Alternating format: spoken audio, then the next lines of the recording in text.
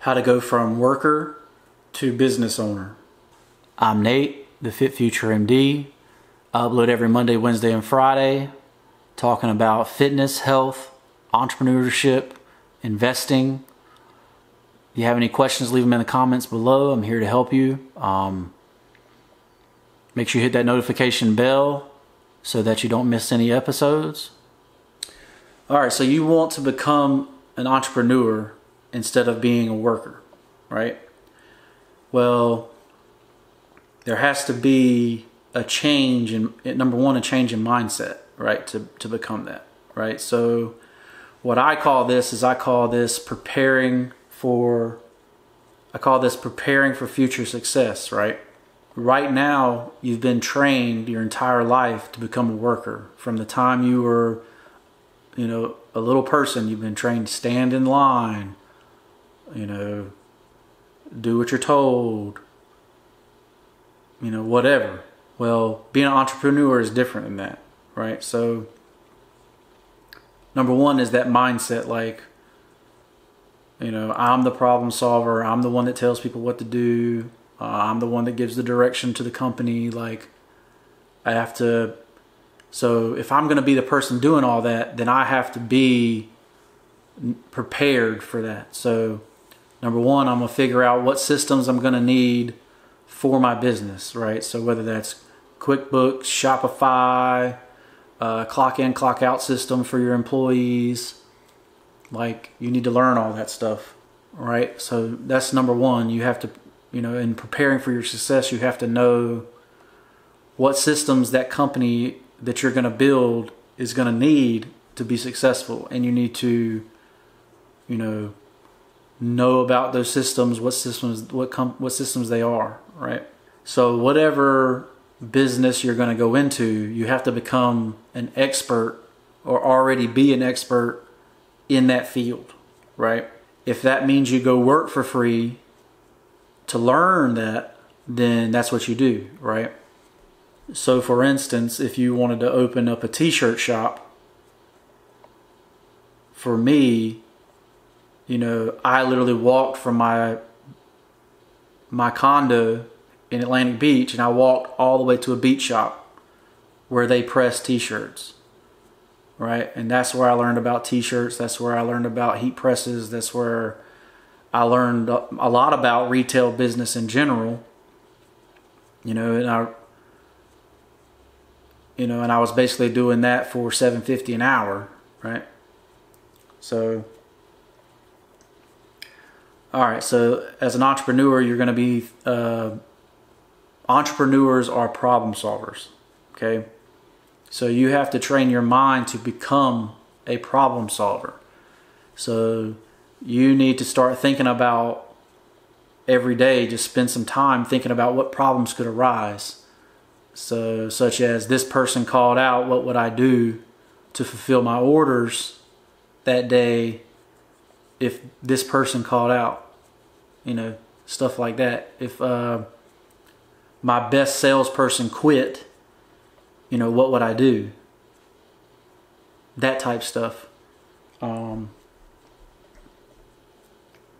Because an entrepreneur, you have to be a leader and a problem solver, right?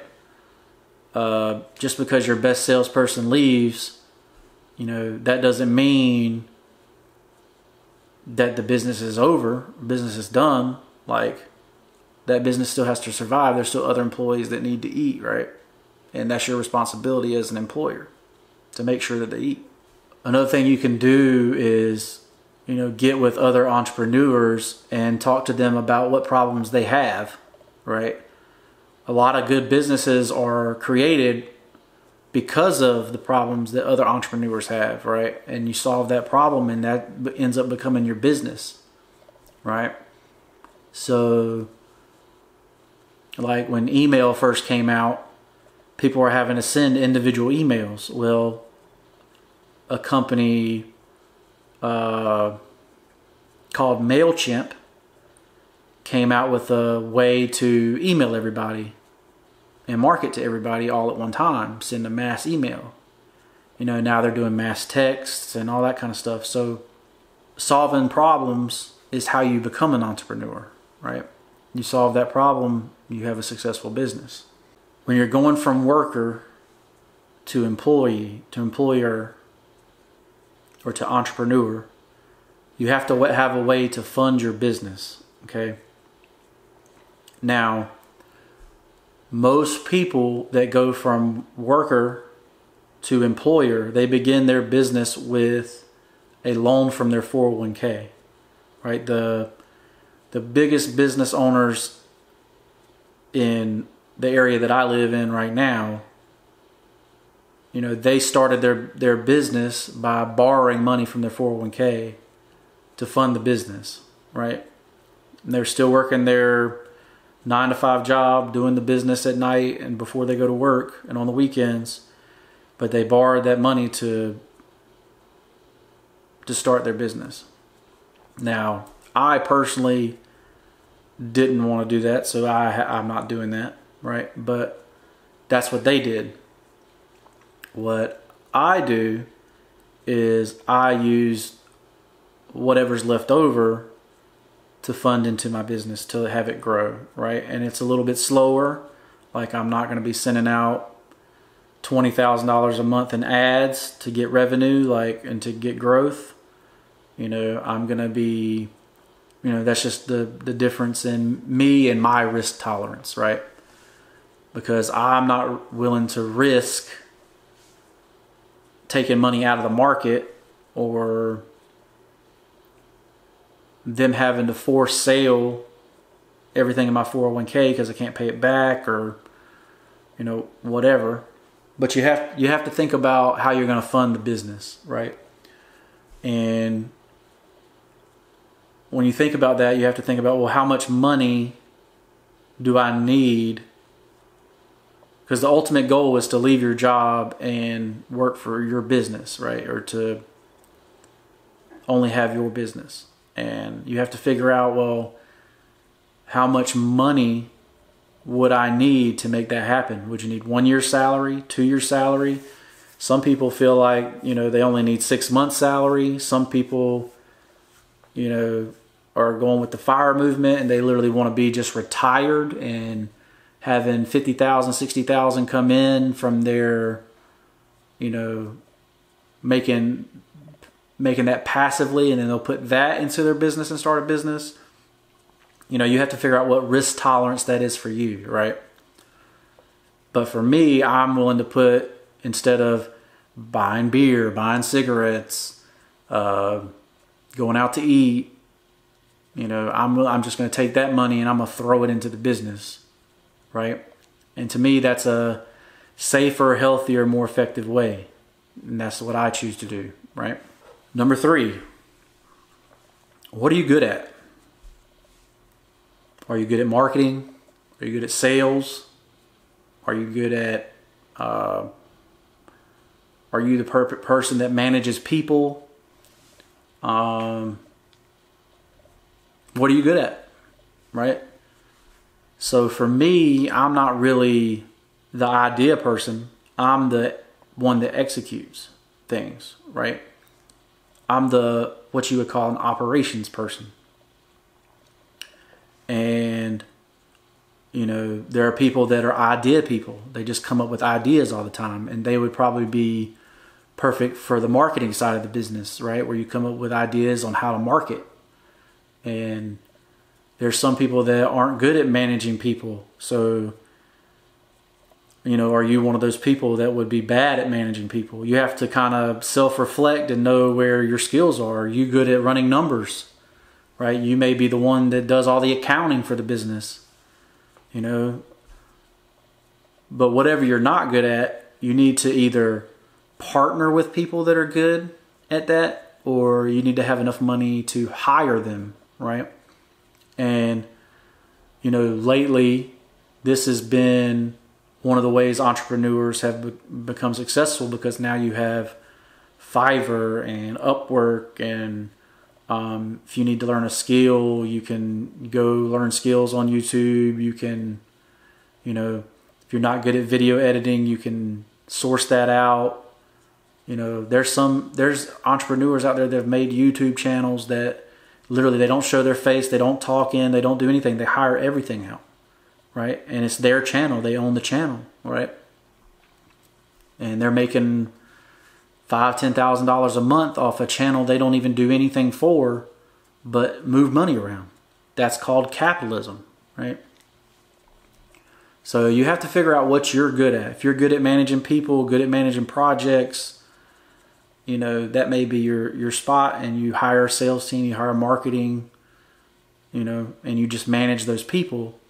But if you're a person that's not good at managing people, you hire someone to manage the people, and then you be the front, the face, the business ideas, you know, and you have your person execute that stuff, right? And, you know, luckily now, you know, with the world market, you don't necessarily have to hire someone that's, you know, $100 an hour, $200 an hour. You know, you can go other places and hire people a lot cheaper than that, you know. And that's just the nature of how capitalism's working right now, right? So you don't have to spend a lot to start up and all that kind of stuff, right? But figure out where your talents lie and get other people to help you. Basic bottom line of that one. All right. And then this is the, you know, a big one is back to mindset.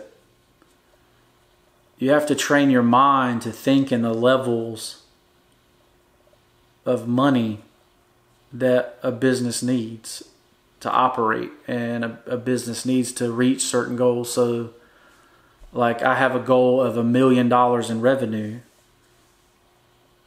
It's unfathomable to me to even think about the number of products I would have to sell to hit $1 million, the amount of money I'd have to spend in advertising to hit that number, the amount of space I would need to hold that amount of inventory, how many boxes I would have to buy, how many, you know, stuffing things or whatever, right, that I would have to buy to hit $1 million in revenue. Like that's a different level of money thinking than me as a worker is used to, right? I'm used to thinking in, you know, maybe hundreds of dollars or thousands of dollars, where as if you're hitting $1 million in revenue and just a 20% marketing budget, which is, you know, normal for business, that's $200,000 in marketing. You know, I can't even imagine where you know, I have to figure out where I would even spend $200,000 in marketing, right, to reach $1 million in revenue. You know, so you have to have that, like you have to build that mindset as well, like to make a big amount of money, like you have to spend a lot of money to make it. And you know, there's people that are never gonna be able. Can you imagine like risking $200,000 on marketing that you don't know what it would actually make you the $1 million? You think it would,